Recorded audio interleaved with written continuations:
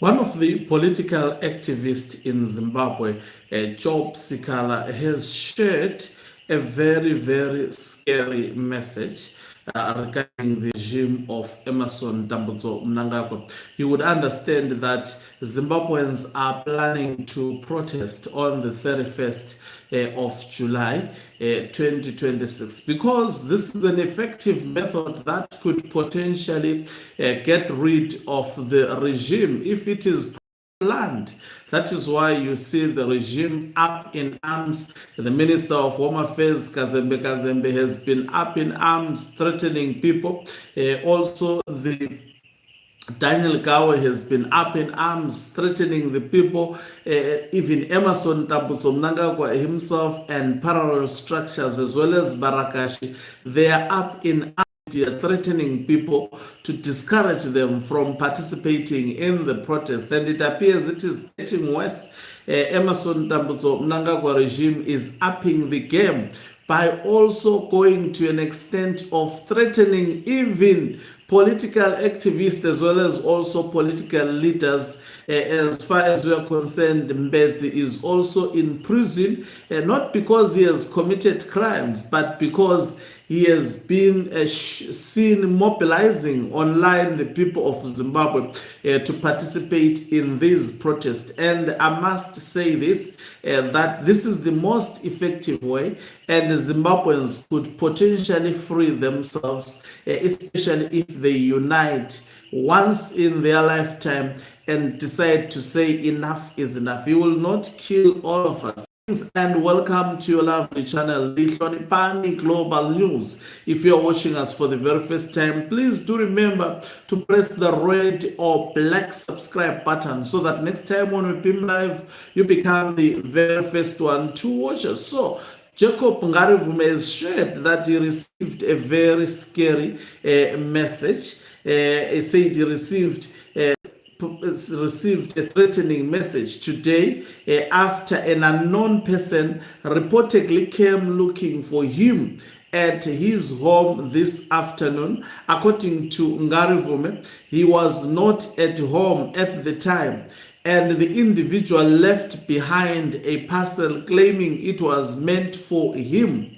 He said the parcel was later inspected and was found to contain what appeared to be dog feces and another unidentified substance, along with a handwritten note that read, "Next time the parcel will go boom." Ngarihvume said he does not take the threat lightly. He noted that Zimbabwe has a painful history of parcel bombs assassinations, including the killing of Herbert Chitepo, and said such incidents should never be dismissed as a joke, whether the parcel was intended to intimidate him or represented something more sinister. He said it was a serious threat that warrants an urgent police investigation. However, he added that recent cases, including the dark-colored cell phone matter, have left him skeptical about how the police will handle the investigation. He also urged fellow political leaders, activists, journalists, and members of the public to remain vigilant. He advised people not to open parcels or packages delivered by individuals they do not know or whose identity cannot be verified, stressing that personal safety should always come first. Despite the incident, Ngarihvume said he would not be intimidated into silence and would continue to peacefully advocate for constitutionalism, justice, and democracy. Those who resort to threats and intimidation only expose the weakness of their ideas. So this is a scary message. Ngarihvume receiving a very, very scary parcel. Yes, it had dog feces in it. It was a parcel put in a card box, as you see on the portrait of the picture, and there was a note that next time the parcel will go boom. In simple means, it says next time the parcel will explode. And this is nothing less than intimidation tactics that are used by the regime of Emmerson Mnangagwa. They are targeting all political activists. We've seen an online onslaught by Barakash. They are busy online threatening the people of Zimbabwe, threatening also political leaders. I think, was it yesterday, where I was covering a story about one of them threatening to actually break the neck of Zimbabweans who will decide to take it to the streets. And this can only be the attitude of cowards. This is who Emmerson Mnangagwa is. And I can tell you, this to me, above intimidation that everyone can read these messages and these incidences, to me, I read someone who is under threat. ZANU-PF is under threat. The Minister of Home Affairs, Kazembe, is busy threatening people that they will be vigilant on the 31st. The language that they use, even Emmerson Mnangagwa, even the so-called presidential mafia for ED is busy threatening the protesters. And the likes of Daniel Gowers, we are going to see more of these ZANU-PF fools threatening the people of Zimbabwe. Why would Mnangagwa launch a program of threatening the political activists, going to an extent of even arresting some of them? Don't expect that this is going to stop. We are expecting this to escalate. But it should show Zimbabweans that this is the most effective way. If Zimbabweans can decide to say enough is enough, and all of us in all the streets of Zimbabwe, in all the corners of Zimbabwe, in all the provinces, and we stand up and we say enough is enough. We no longer want the regime of Emmerson Mnangagwa. When the police comes, you get into your house. When they go, you get out. When I can tell you, even if they don't have enough manpower to contain especially sporadic protest, if in all the streets of Harare, they failed at one point to hang the protesters who were in the city center. The police failed. That is why they had to send the military, which was shooting bullets. But just imagine if all Zimbabweans could have at that moment joined the protest, both in locations and everywhere possible. I can tell you they don't have the capacity. We will see Zwikanandas running out of Zimbabwe one after another. We may see even the family of Emmerson Mnangagwa running away. Look at all the effective protests that take place in some of the countries.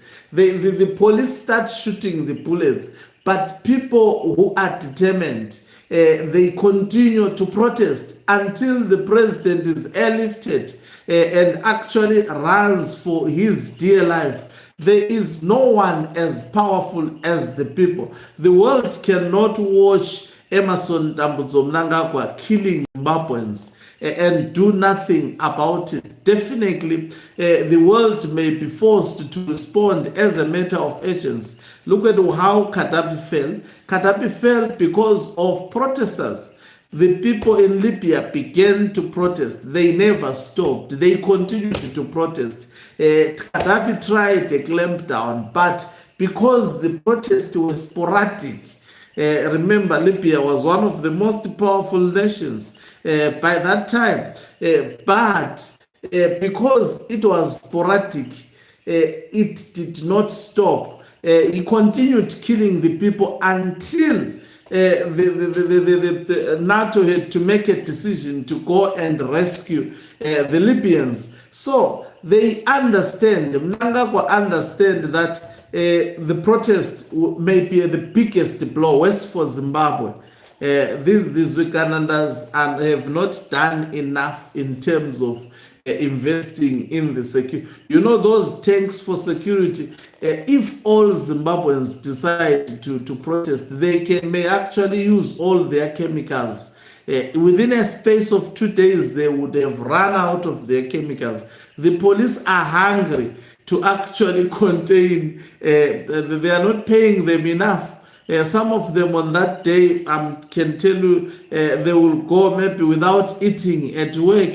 They cannot run after protesters, especially sporadic ones. They cannot be everywhere in all corners of Zimbabwe. And I've been saying this, that, you know, the people who are giving Zimbabweans problems, they are not many. It's just a few. It's just a tiny a minority of individuals, not even more than 100. If Zimbabweans decides to stand and say, we are tired of these individuals, it's never too late. 31st may be a big deal if properly adhered to. Everyone saying, no, we are going to put the country on standstill. You will see them as days going by threatening civil servants. If civil servants can unite, they cannot fire all of them. You see, if civil servants unite, and also police officers, you know, this is a fight for everyone. Police officers, military personnel, we are being given peanuts. Compare yourself with what others are getting in the region. They are actually getting more. A police officer in South Africa is getting above 10,000. In Zimbabwe, a police officer is getting less than 3,000 rand. That, I'm talking of a junior police officer. This is an embarrassment. Even I'm sure those holding higher positions, military personnel, they are earning peanuts. You don't deserve that. And why would you defend a family that wants to actually hold a family and a few surrounding that family? You know, people who are giving Zimbabweans a problem. It's just a single family surrounding itself with also bootlickers, who are also the only people enjoying in Zimbabwe, while the majority of Zimbabweans in poverty. That is why you see them threatening people with parcel bombs. They see that this is the big deal. If we can't contain this, they have been working on trying to contain this, and you're gonna see a lot of this as the situation unfolds. Thank you very much for watching us. If you're watching us for the very first time, please do remember to press the red or black subscribe button so that next time when we beam live, you become the very first one to watch us. You can financially support this channel by pressing the join button and be part of our members who are the heartbeat of this channel. You can equally do so by pressing the thanks button and the stars. Okanqubumhlabane is signing off. Let me